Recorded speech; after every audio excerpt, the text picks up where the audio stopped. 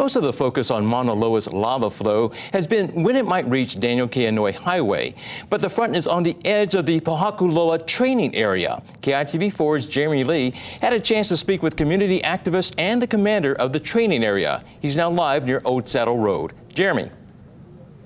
That's right, Rick. Now, tonight is the smallest crowd that we've seen here at the rest stop, which is, of course, across the street from Old Saddle Road, where an ordinance was found just yesterday. That, of course, turned out to be a training ordinance, as we have reported to you. Now, it's also been fogged in, as you can see around me all day. Zero visibility whatsoever behind me, and can't even see the glow at this point. Vehicles have been arriving regardless. In the meantime, I had a chance to meet up with Lieutenant Colonel Kevin Cronin, commander of the training area, and he told me he's proud of the Army and its collaboration with the county, and that 13,000 vehicles have passed through onto Old Saddle Road to view Mauna Loa over the last few days. And with 3 people on average per vehicle, that comes out to over 30,000 visitors. But of course, with news of that ordinance, there has been some risk, and unexploded ordnance that was found yesterday, and visitors are cautioned not to go onto lava rocks or go away from the paved road. I spoke to an activist who says the military history and lack of transparency should give reasons for pause. He and others are also calling on a complete survey to reveal to the public what kind of military ordinances, including those that are potentially toxic, exist on the land.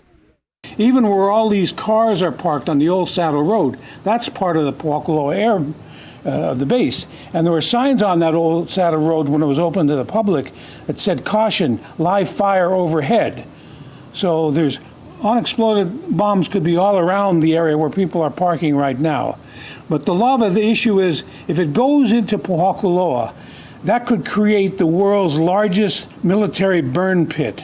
So we operate under the site license from the Nuclear Regulatory Commission, and we have restricted areas and monitors where it could the spotting rounds were used in the distant past, many decades ago, and so this is studied routinely from the experts from the Nuclear Regulatory Commission, and we operate under their license, and those areas we take our guidance from those experts. The military does maintain that there is no risk. On their website, you'll see exhaustive material in regards to the issue of depleted uranium. However, there is some disagreement, especially when it comes from activists and even those in the medical community.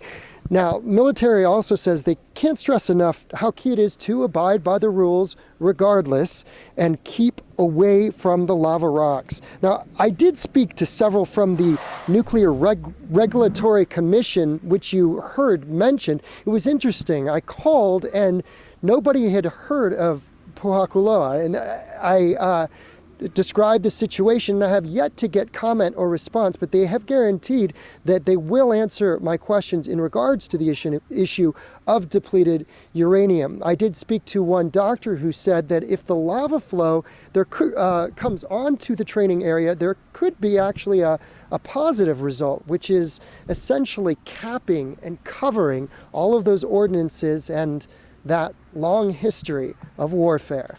Reporting live, Jeremy Lee, KITV4 Island News.